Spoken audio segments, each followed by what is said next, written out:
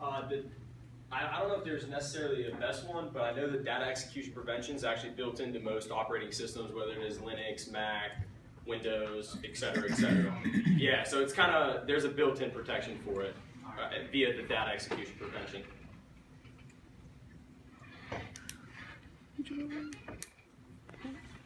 I have a question.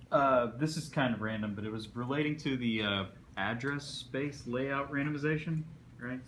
How does that work? Is there any sort of like function or program, or is that just like a computer? Like, is it within the operating system or something? For the ASLR, yeah. I'm not too sure, like 100%, but what I understand is anytime basically the function runs, what it's supposed to necessarily do is it takes basically the addresses where the data is supposed to go and it randomizes them, and it puts them in places that originally I guess they didn't expect them to be. So it kind of just makes it harder for whoever's trying to find that the exploit in the software or the overflow. Just makes it harder for them to you know. Okay. I was just kind of curious how that where that comes from in general. If it's just the operating system. Yeah, I would assume it's the operating system. Yeah. Gotcha. Okay. Is the heartbleed bug an example of buffer overflow? Or is that something? Not really. Not necessarily. I looked into it because I thought the same thing when I first started looking into this, and it's not really that's the buffer overflow, but it was more about returning data that was adjacent to whatever you were putting in, but it wasn't really overriding the function. It was just returning data that wasn't supposed to be returned. So you couldn't overflow that data, but you could get access to the data that you weren't supposed to see. Were there any like famous examples of bad overflow bugs that you found? Well, basically, notable bad ones. I mean, there's been like trillions of these exploits done, but I mean, the very first internet virus was a buffer overflow, so it's definitely pretty legit.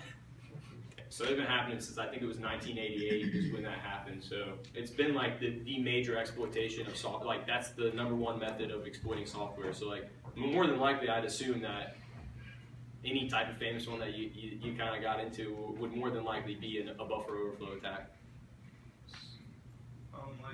So how can, so it's just like the vast majority of buffer flow exploits do nothing, and then people just find ones that are useful. Is that the case? Because like, I just don't see how like writing in like most locations, like one little they find specific ones that allow them to write. 100%. So what they're looking for is they're looking for a buffer overflow where the program itself has, like I said, like I had discussed earlier, like root or administrative privileges. Those are really the only buffer overflows that they're wanting to exploit, if they are exploiting them. And as far as, you know,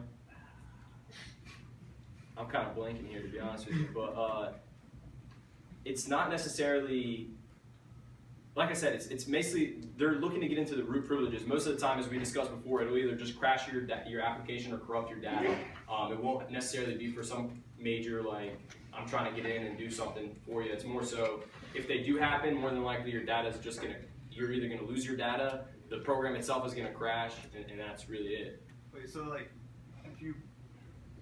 I just don't understand. Like, you break out of the program. What does that even mean? What's your exact question? Yeah, like what? Yeah, what is the question? Yeah, exactly. What does it mean to break out of a program with the privileges that a program had?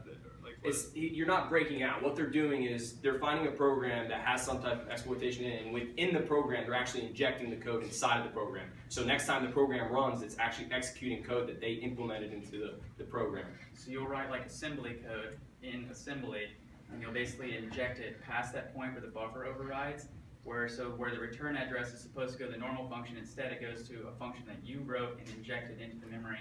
So instead of doing whatever it's supposed to do in C or whatever, it just runs some assembly that does whatever you want, or opens a shell if it's in C or something like that.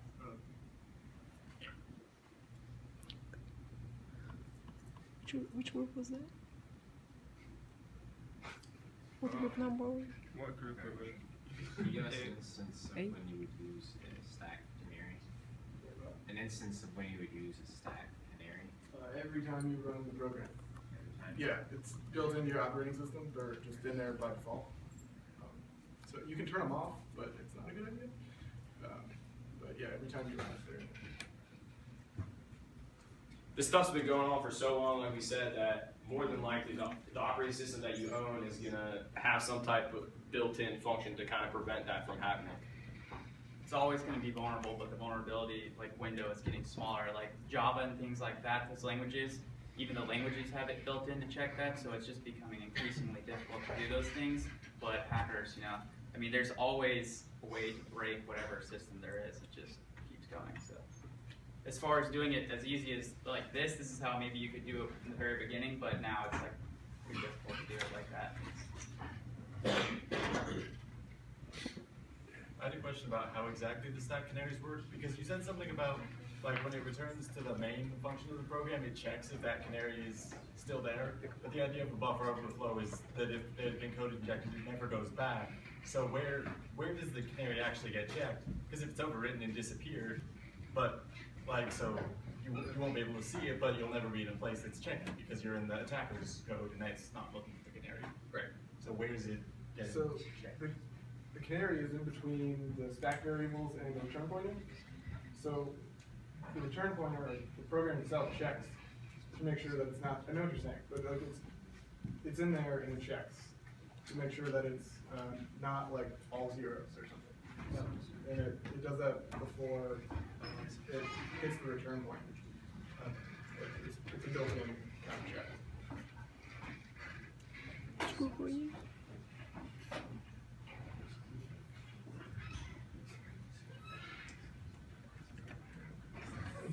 Any other questions? Group 5, did I ask a question?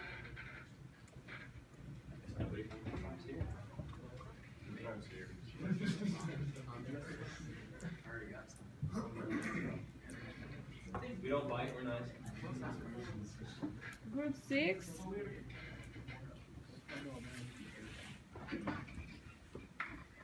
Okay, so everybody asked the question. Very good, let's applaud the presenters.